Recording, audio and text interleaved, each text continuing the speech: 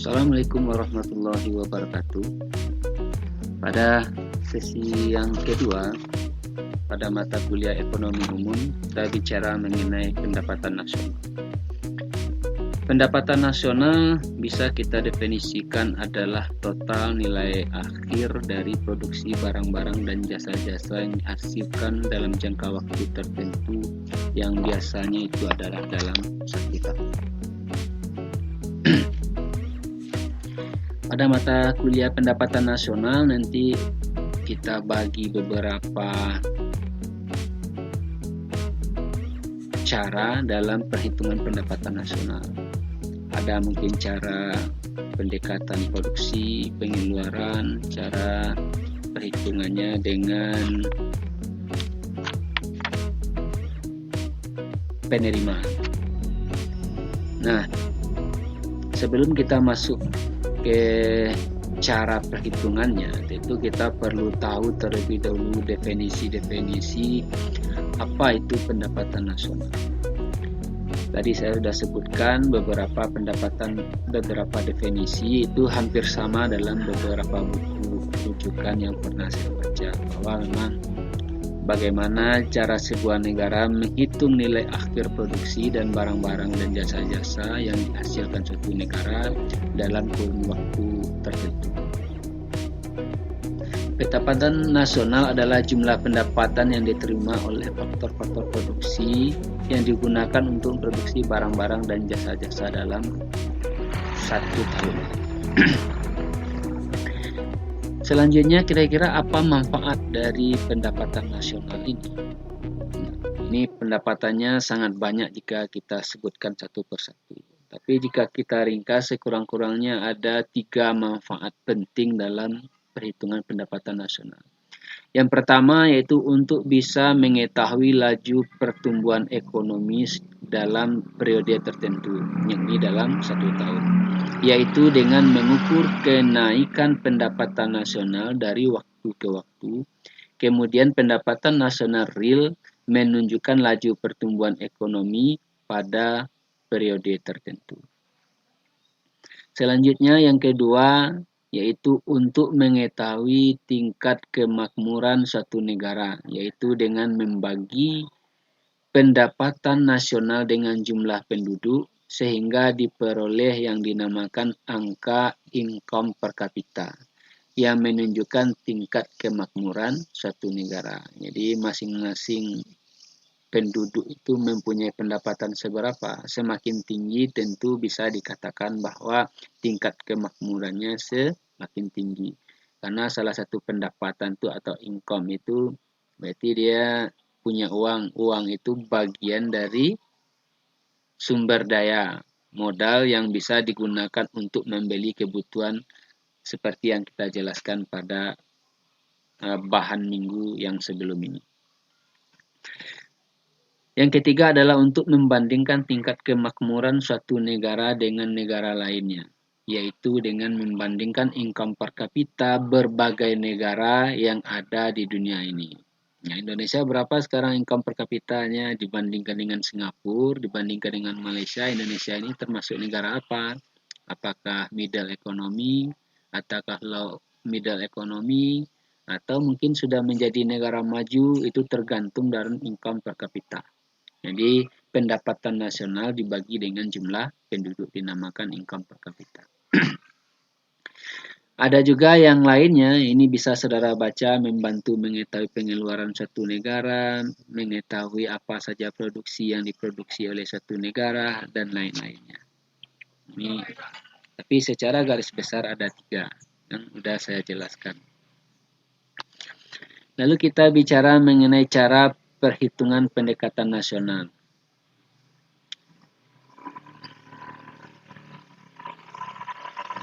Sebelum kita mengetahui caranya, kita masuk kepada istilah-istilah terlebih dahulu untuk pendapatan nasional.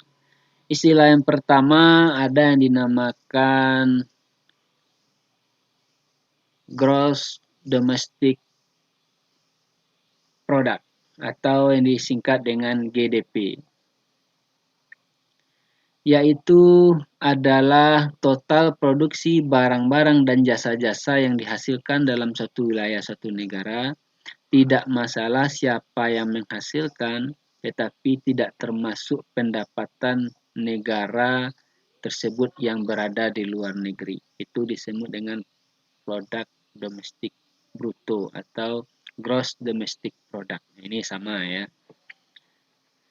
Lalu ada yang dinamakan dengan produk nasional bruto atau juga biasa disebut dengan gross national product, yaitu adalah total produksi barang-barang dan jasa-jasa yang dihasilkan penduduk suatu negara, baik yang berada di luar negeri dan di dalam negeri. Jadi satu adalah nasional, warga negara dimanapun berada dihitung pendapatannya, maka dinamakan itu adalah produk nasional bruto atau gross national product.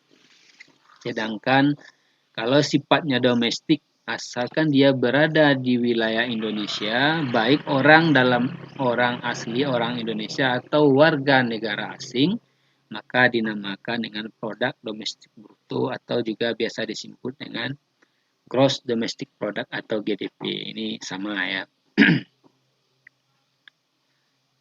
Lalu masuk kepada PN atau dengan harga berlaku adalah nilai barang-barang dan jasa-jasa yang dihasilkan suatu negara dalam suatu tahun dengan nilai menurut harga-harga yang berlaku pada tahun tersebut. Dinamakan dengan PN, harga berlaku. Ada juga dengan pendapatan nasional dengan harga tetap. Digunakan untuk menilai barang-barang dan jasa-jasa yang dihasilkan pada tahun-tahun berikutnya. Jika dibandingkan antara berlaku dengan harga tetap, biasanya itu bisa menunjukkan pertumbuhan ekonomi atau inflasi pada sebuah negara. Ini kegunaannya ya. Ada menggunakan harga pasar atau harga real yang digunakan harga yang dibayar oleh pembeli. Ada juga dengan harga faktor, yaitu faktor produksi untuk membuat produk tertentu tersebut. Selain ini ada juga yang disebut dengan net national product, yaitu nilai produksi barang-barang dan jasa-jasa setelah dikurangi faktor penyusutan dan pendapatan nasional bersih saja. Ini istilah-istilah yang sering dipakai ya. Ada juga national income, yaitu total pendapatan nasional yang diterima oleh faktor-faktor produksi saja. Jadi apa saja yang diterima oleh faktor-faktor produksi saja disebut dengan national income. Ada personal income, yaitu pendapatan nasional yang diterima oleh rumah tangga. Berarti kalau orang tua saudara punya gaji atau pendapatan disamakan personal income. Ada juga disebut dengan istilah DI atau disposable income, adalah pendapatan rumah tangga bersih setelah dikurangi pajak rumah tangga. Itulah yang bisa saudara belanjakan sampai saat ini, dinamakan disposable income. Banyak lagi ya istilah-istilah yang ada pada pendapatan nasional. Ini bisa saudara cari istilah-istilah tersebut. Tapi secara umum yang paling banyak dipakai adalah yang kita sebutkan yang sebelum ini. Selanjutnya kita bicara mengenai bagaimana cara menghitung pendapatan nasional tersebut. Yang pertama kita menggunakan pendekatan produksi atau produk neto. Apa itu yang disebut dengan pendekatan produksi itu? Nah, ini pelajaran kita yang akan kita diskusikan yang sekarang. Pendekatan produksi atau production approach atau pendekatan produksi dalam perhitungan pendapatan nasional yaitu pendapatan nasional diperoleh dengan cara menjumlahkan total nilai tambah atau value added yang diperoleh dari setiap faktor produksi yang terdapat dari suatu negara. Jadi setiap negara itu berbeda-beda faktor produksinya. Penjumlahan nilai tambah, jadi bukan penjumlahan nilai akhir ya. karena ini akan berbeda nanti ya. Dimaksudkan untuk menghindari terjadi perhitungan ganda atau yang disebut dengan double accounting. Nah, dalam proses perhitungan,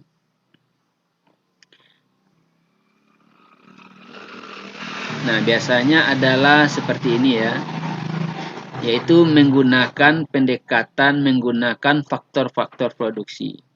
Sedangkan di Indonesia itu menggunakan itu 11 faktor produksi. Apa saja?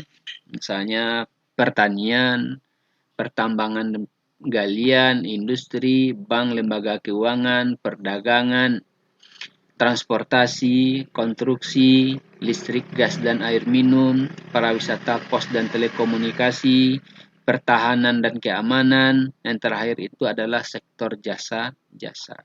Ini juga biasanya disebut dengan gross domestic product. Seperti yang kita ada gross national product, ada gross domestic product. Jika kita menghitung semua produksi ini, biasanya itu jatuh perhitungannya dengan gross domestic product atau di wilayah Indonesia.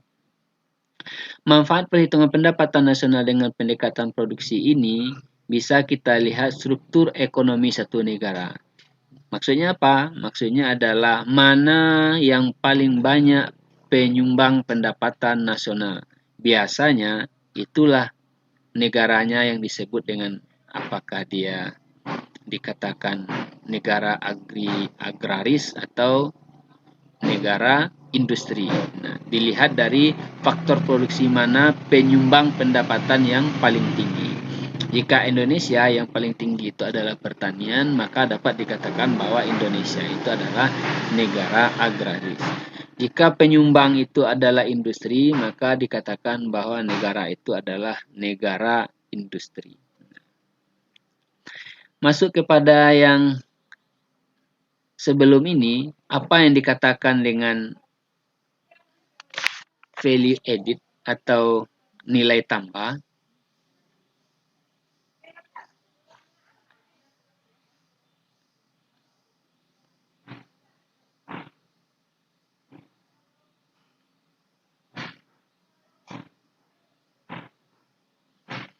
Ini maksud dengan nilai tambah atau value added itu adalah jika kita contohkan di sektor pertanian, contohnya barangnya adalah gandum. Gandum nilai akhirnya harga gandum itu 4.000. Berarti nilai tambahnya adalah 4.000. Jika gandum itu masuk kepada sektor industri, maka dia menjadi tepung. Tepung lebih mahal daripada gandum. Tepung misalnya harganya 7.000. Maka nilai tambahnya adalah 7.000 dikurang dengan harga gandum 4.000, maka nilai tambahnya 3.000, bukan 7.000. Yang kita tulis itu adalah 3.000. Nilai tambah dari gandum menjadi tepung. Jika masuk kepada industri lagi, maka industri tepung itu masuk industri produksi, maka bisa jadi menjadi roti. Roti itu harganya 9.000, maka 9.000 dikurang 7.000 menjadi nilai tambah atau value added-nya 2.000. Jika masuk kepada retail atau perdagangan, roti dari 9.000 dijual dengan harga 10 dengan 10.000, maka 10.000 dikurang 9.000, maka total nilai tambah value added-nya 1.000. Maka jika kita hitung nilai akhir dari produknya 3.000, 30.000, 4.000 tepung, gandum 7.000, roti 9.000, roti di perdagangan 10.000, totalnya 30.000. Tapi yang kita hitung itu adalah value added atau nilai tambah. Berapa nilai tambahnya?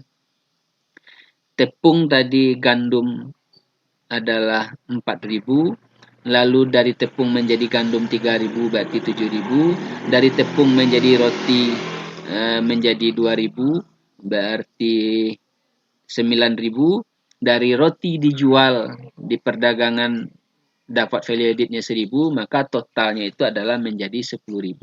Jadi nilai akhirnya 30.000, sedangkan value added atau nilai tambahnya adalah 10.000. Yang dimasukkan dalam perhitungan pendapatan nasional adalah value added, berarti yang 10.000. Nah, sehingga jika kita uraikan seperti contoh di atas, maka mungkin saudara paham yang dimaksud dengan value added itu adalah nilai tambah dari kita menciptakan produk. Jadi barang jadi pada sektor ini bisa jadi menjadi bahan baku pada sektor yang lain. Contoh, bahan akhir di pertanian itu adalah gandum, dapat panen gandum. Sedangkan di industri, barang akhir di pertanian itu menjadi bahan baku untuk membuat roti. Jadi seperti itu. Jadi prosesnya itu yang kita hitung adalah value added atau nilai tambah. Saya rasa saudara sudah cerdas untuk memahami ini ya.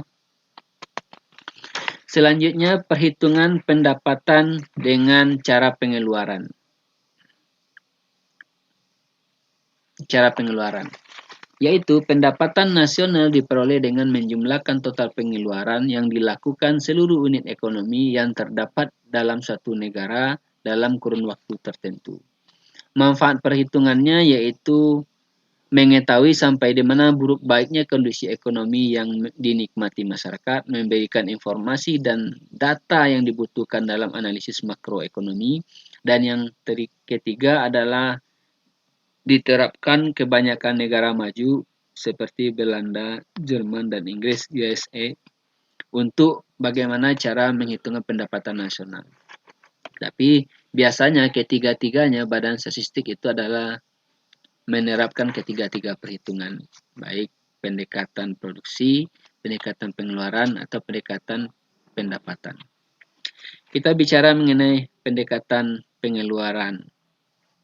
Komponen yang dihitung dalam pengeluaran agregat itu adalah unit-unit ekonomi seperti rumah tangga, perusahaan, pemerintah, dan ekspor-impor. Apa saja pengeluaran? Jika kita bicara rumah tangga, tentu pengeluarannya adalah konsumsi. Jadi bagaimana uang yang didapatkan oleh rumah tangga digunakan untuk memenuhi kebutuhan atau untuk dikonsumsi, baik barang dan jasa. Sedangkan kalau kita bicara perusahaan adalah investasi. Jadi semakin banyak perusahaan, maka semakin besar nilai investasinya. Jika dia ingin mengembangkan perusahaannya juga berinvestasi. Baik dia sifatnya membeli mesin, membeli tanah, membuat gedung untuk keperluan sarana dan prasarana produksi, atau membeli bahan baku untuk membuat produk. Ini dinamakan investasi. Sedangkan pemerintah dinamakan pengeluaran pemerintah. Pengeluaran pemerintah ya banyak ya. Kalau kita lihat di Indonesia ya banyak, ada subsidi, ada pembelian ATK, ada pembangunan di setiap provinsi yang ada di Indonesia, yaitu dinamakan pengeluaran pemerintah atau government expenditure.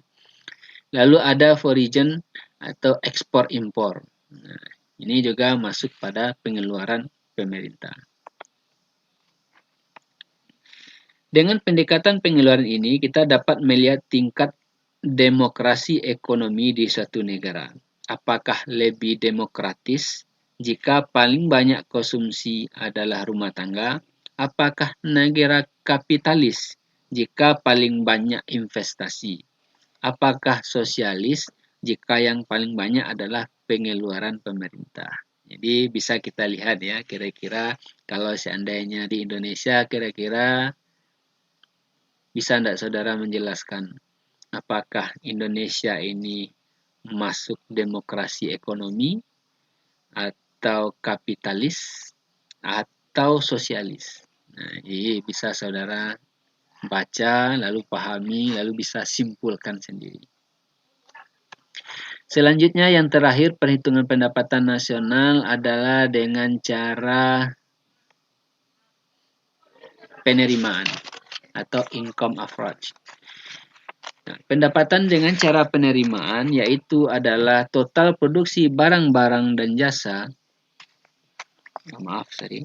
diperoleh melalui penjumlahan total pendapatan belas jasa di seluruh faktor produksi, yaitu turut serta dalam proses produksi suatu negara dalam kurun waktu tertentu. Biasanya juga dalam 1 tahun. Apa saja faktor produksinya? Nah, Faktor produksinya adalah ada yang kita pelajari kemarin, sumber daya alam, sumber daya modal, sumber daya manusia, lalu ada entrepreneurship atau skill atau kewirausahaan. Apa balas jasa yang didapatkan oleh faktor-faktor ini? Kalau kita bicara resources atau sumber daya alam, yang didapatkan itu adalah rent ya, balas jasanya atau sewa. Jika kita bicara sumber daya manusia atau labor atau tenaga kerja, yang didapatkan upah, wages, salaries ya. Lalu ada kita bicara modal atau kapital atau sumber daya modal, kita bicara bunga atau interest. Kalau skill atau entrepreneurship, keuntungannya adalah profit. Nah, jika kita hitung secara keseluruhan, pendapatan nasionalnya adalah R ditambah W ditambah I ditambah P. Maka perhitungannya dinamakan dengan perhitungan pendapatan atau pendekatan pendapatan. Nah, ini sedikit mengenai sebelum kita tutup materi ini.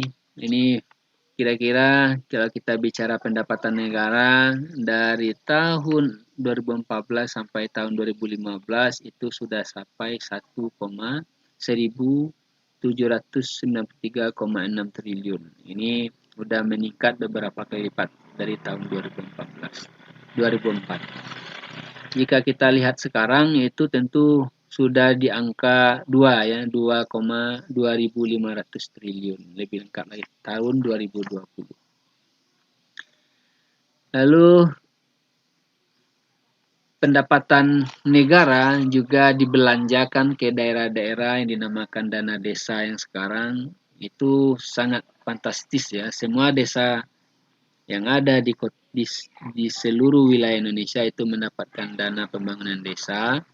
Ada juga sekarang mendapatkan BLT, jadi pendistribusian pendapatan nasional itu sekarang sudah mulai membaik. Jadi ada pembangunan di setiap daerah. Ini tergantung dari daerahnya, apakah membangun sektor pertanian, sarana dan prasarana, industri, UKM, ini bisa diajukan ke pemerintah, lalu dananya juga bisa digunakan untuk hal-hal yang diperlukan, tentu dengan pertanggungjawaban yang. Walaupun demikian, kita baca berita di akhir-akhir ini memang banyak dana desa yang diselewengkan, akan tetapi itu baru oknum ya, sebagian besarnya berhasil dan beberapa sebagian kecilnya memang ada terjadi masalah. Dalam perekonomian tentu tidak masalah karena tidak ada proyek itu yang dapat berjalan secara 100%.